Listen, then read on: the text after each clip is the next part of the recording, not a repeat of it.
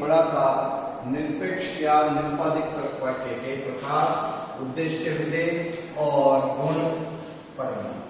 दूसरी यूनिट का जो पहला टॉपिक है वो था निरपेक्ष या निरुपाधिक तर्क वाक्य।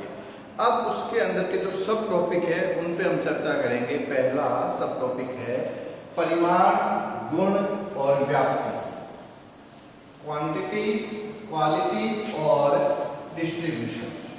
तो सबसे पहले हम समझेंगे परिमाण और गुण क्या होते हैं, उसके बाद हम समझेंगे व्याप्ति।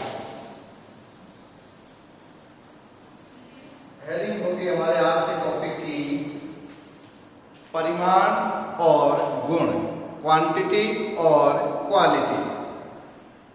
तो जैसा कि हम लोग देख चुके हैं और कुछ में पहले समझ ही सके हैं क्या होते हैं, आपको कुछ अंदाजा तो हो ही गया होगा। जैसे कि जब मैं निरुपाधिक तर्क वाक्यों के प्रकार बता रहा था तब आपको समझाया भी था कि क्वांटिटी और क्वालिटी क्या होती है।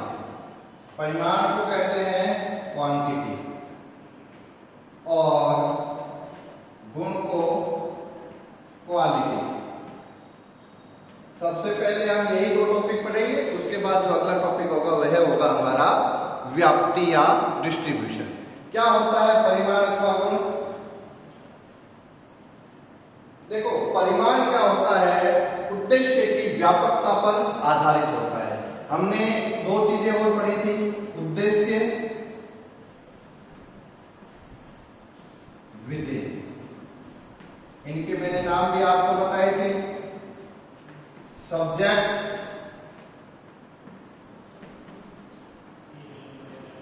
प्रेडिकेट।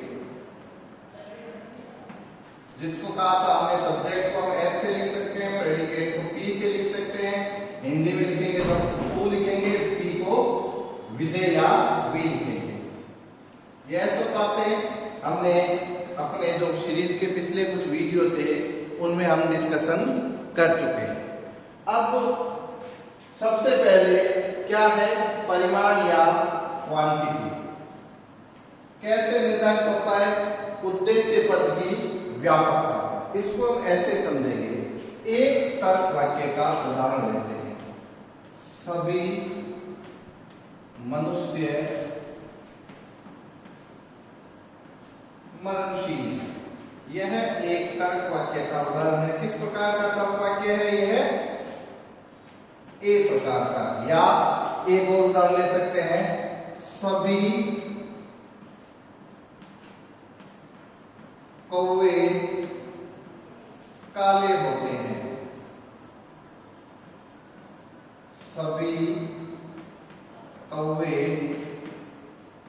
काले होते हैं। इन दोनों में उद्देश्य पद की पहचान करना हम सीख चुके हैं। क्या होता है उद्देश्य पद? किसी तर्क वाक्य में जिसके बारे में कुछ कहा जाता है वह होता है उस तर्क वाक्य का उद्देश्य पद या सब्जेक्ट या एस अथवा ऊ, कुछ भी कह सकते हैं। तो क्या होगा, इस तर्क वाक्य में किसके बारे में कहा जा रहा है? मनुष्य के बारे में। तो ये क्या हुआ, इस तर्क वाक्य का सब्जेक्ट अथवा उद्देश्य।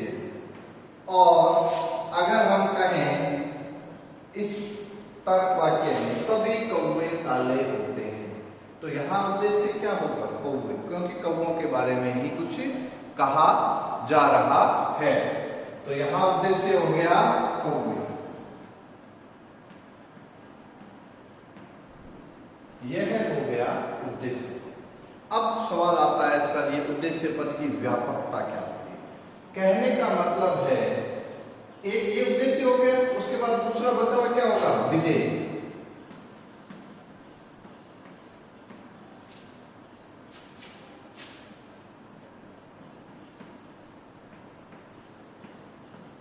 विधेय क्या उद्देश्य वर्ग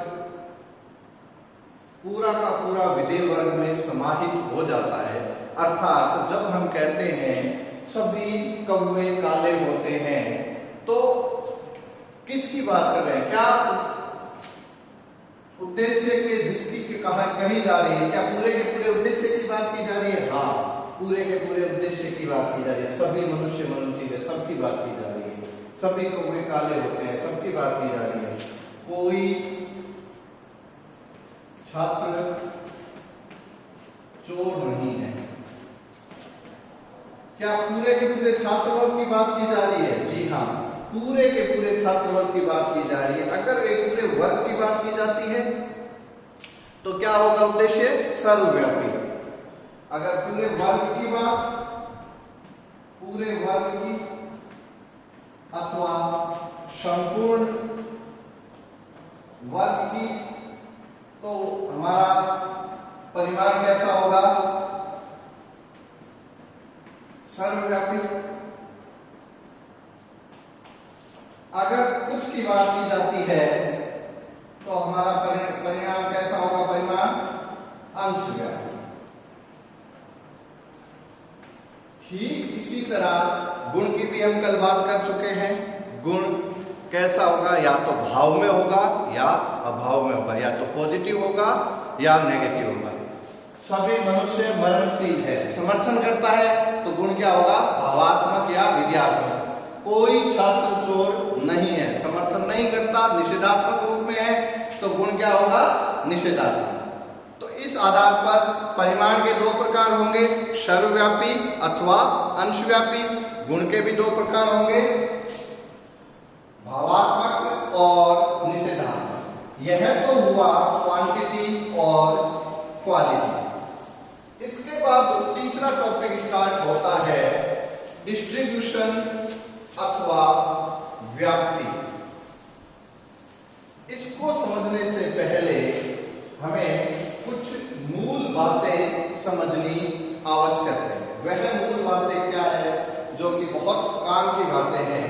इसको आप कुछ इस तरह से समझ सकते हैं। मैं आपको यह बताता हूं। आप अपने यह जो वीडियो की श्रृंखला चल रही है, इसमें आप लोग एक काम करिए, एक घर पे नोटबुक तैयार कर लीजिए, इन वीडियोज को देखिए। जब तक कि हमारी क्लासें फिजिकली रूप से आरंभ नहीं हो पाती है, तब तक आप इन वीडियोज की सहायता से, क्योंकि ये यूट्यूब पे हमेशा अवेलेबल है, आपको जब समय मिले उस हिसाब से इनको देखते रहिए। आपके मन में जो भी प्रश्न आते हैं या जो मैं यहाँ बता रहा हूँ उसको नोटबुक में नोट करते रहिए, ताकि ये आपके फ्यूचर में बहुत काम आएगा। इसलिए इसको नोट करते रहिए। अब जो मैं आज आपको बताने जा रहा हूँ उसमें आपको क्या नोट करना है? सबसे पहले इसको इस तरह से समझिए। मैं यहाँ 3 वृत्त बना रहा हूँ, सर्कुलर। एक ऐसा होगा, दूसरा वृत्त ऐसा होगा, और तीसरा वृत्त एक ऐसा वृत्त होगा जिसको मैं ऐसे डार्क कर रहा हूं, गहरा कर रहा हूं। इसको आप किताबों में देखोगे तो ये पूरी तरह से काला किया हुआ मिलेगा, लेकिन चूंकि हम यहाँ ब्लैक बोर्ड इस्तेमाल करते हैं, ग्रीन बोर्ड और व्हाइट चौक है, तो इसको मैं ऐसे पूरा फिल कर देता हूँ, भर देता हूँ। अब इनके मतलब क्या होगा? हालांकि मैंने ये भरा लिखा है, लेकिन तर्कशास्त्र में इन तीनों के अलग अलग मतलब होते हैं। सबसे पहले क्या है? यह जो एक वृत्त है, यह एक एस, मैंने इसको नाम दे दिया, एस नाम का वृत्त है। मैंने इसको एक नाम दिया है। क्या नाम दिया है? एस नाम दिया। तो क्या लिखा मैंने? एस। एस एक विवृत्त है एस, उसके 3 प्रकार में आपको समझाने का प्रयास करूंगा। इसको मैंने एस नाम दिया, इसको भी मैंने एस नाम दिया, इसको भी एस नाम दिया। नाम क्या दिया? एक ही वृत्त है। इसको पूरी तरह से मैंने अंदर से खाली दिखाया है, इसके अंदर मैंने एक्स लिखा है और इसको मैंने पूरी तरह से भर दिया है। अब यहाँ ये तीनों ही वृत्त 3 अलग अलग प्रकार के सूचक होंगे। यह वाला क्या है? यह वृत्त एस वर्ग को सूचित करता है। अर्थात अगर हम कहीं पर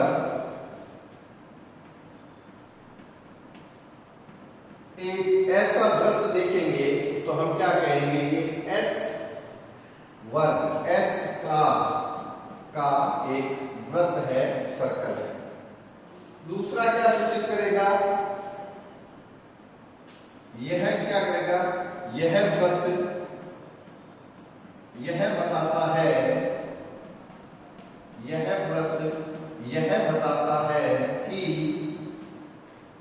S एक वर्ग है, S एक वर्ग है जिसके S एक वर्ग है जो कि रिक्त या खाली नहीं है, रिक्त या खाली नहीं है, इसके कुछ सदस्य हैं, जैसे x, और तीसरा वृत्त क्या दिखाएगा, यह जो छायांकित पूरा भरा हुआ है सैडेड वर्ग है, इस पर यह छायांकित अर्थात भरा हुआ यह छायांकित वर्ग यह बताता है कि S एक रिक्त वर्ग है जिसके कोई सदस्य नहीं है, जिसके कोई सदस्य नहीं है। अब देखो यहां क्या सिचुएशन आई, यह एक S नाम का वृत्त है, इसकी हमने तीन परिस्थितियां पढ़ी। पहली परिस्थिति, अगर हमें सिर्फ इस तरह का एक वृत्त मिले तो ये क्या कहेगा, S नाम का एक वर्ग है। ऐसा क्या नाम दिया इस वृत्त को, S। ये S वर्ग को सूचित करता है। S एक समूह है, उसको दर्शाने के लिए यह एक वृत्त बनाया गया है। दूसरा इसकी परिस्थिति क्या है, यह वृत्त क्या बताता है, S एक वर्ग है जो कि रिक्त या खाली नहीं, मतलब एक ऐसा वर्ग है S वर्ग जो कि खाली नहीं है। खाली का मतलब पूरी तरह से रिक्त नहीं है, इसके कुछ सदस्य हैं। कितने हैं हमें नहीं पता, लेकिन वो शून्य नहीं है और शून्य पूरे 100 भी नहीं है, इसके कुछ सदस्य हैं। कुछ कितने हैं, जैसा कि हम गणित में मान लेते, कुछ को क्या मान देते, माना x, तो वैसे ही इसके कुछ सदस्य हैं। कितने हमें नहीं पता, तो हमने मान लिया क्या है, इसके x सदस्य हैं। और तीसरा, इस तरह का जो भरा हुआ वर्ग है, इसको क्या बताता है, इसका मतलब यह है कि जो ये सब भरा हुआ दिखता है, इसका अर्थ पूरी तरह से विपरीत होता है। दिखता भरा हुआ है, लेकिन क्या सूचित करता है कि यह पूरी तरह से खाली है, रिक्त वर्ग है और इसका कोई सदस्य नहीं है। इस S वर्ग का कोई सदस्य नहीं है। यह क्या बताता है, S एक रिक्त वर्ग है, मतलब इसका कोई सदस्य नहीं है, पूरी तरह से यह एक रिक्त वर्ग है। अब आगे के टॉपिक पढ़ने से पहले आपको आज का ये वीडियो देखो, परिमाण गुणक पहले बार-बार चर्चा कर चुके हैं। आगे आपको यह याद रखना बहुत जरूरी है। यह तीन स्थितियां, पहली स्थिति, अगर हमारे पास इस तरह का एक वृत्त मिले, सर्कल मिले, तो क्या बताता है, एक S एक वृत्त है या जो S वर्ग को सूचित करता है। S के कुछ सदस्य हैं और वो कितने हैं, वो 0 नहीं है, वो हैं, कितने हैं हमें नहीं पता, तो हमने मान लिया x सदस्य है। जहां भी ऐसा लिखा हुआ हो तो उस S वर्ग में कुछ सदस्य हैं, वो कितने हमें नहीं पता, तो हमने मान लिया x। और यह मानता है कि S पूरी तरह से 0 या 0 के बराबर है। यहां इसका तात्पर्य क्या हुआ, S बराबर 0 नहीं है, मतलब इसके कुछ सदस्य कितने हैं, x। S बराबर 0 मतलब ये जो S वर्ग है पूरी तरह से खाली या रिक्त वर्ग है इसके कोई सदस्य नहीं है। अब आप लोग ध्यान से देखिएगा, यह एक परिस्थितियां हमें समझनी अति आवश्यक है। आपको ये तीनों स्थितियां अच्छे से याद होनी चाहिए, क्योंकि इन पे आधारित जो प्रश्न आता है उसे हम कहते हैं वेन आरेख, वेन डायग्राम, जो आप इसी यूनिट में आगे देखोगे तो आपको मिलेगा। 20 नंबर का प्रश्न आता है, मुश्किल से मुश्किल अगर आपने ये तीन स्थितियां अच्छे से समझ ली तो वो 20 में से आपके पूरे 20 नंबर आते हैं और कुछ भी नहीं करना पड़ता। इन वृत्तों की सहायता से हम एक डायग्राम बनाएंगे। डायग्राम भी कुछ नहीं होगा, 3 वृत्त होंगे, बस 3 इसी तरह के सर्किल होंगे, वृत्त होंगे, इनको आपस में जोड़कर बताना है। उसके लिए ना कोई पेन पेंसिल कुछ नहीं, जो साधारण रूप से हमारे पास है पेन है पेंसिल, उसी की सहायता से हम इसका निर्धारण कर सकते हैं। बशर्ते शर्त एक ही है, आपको यह तीनों स्थितियां याद होनी चाहिए।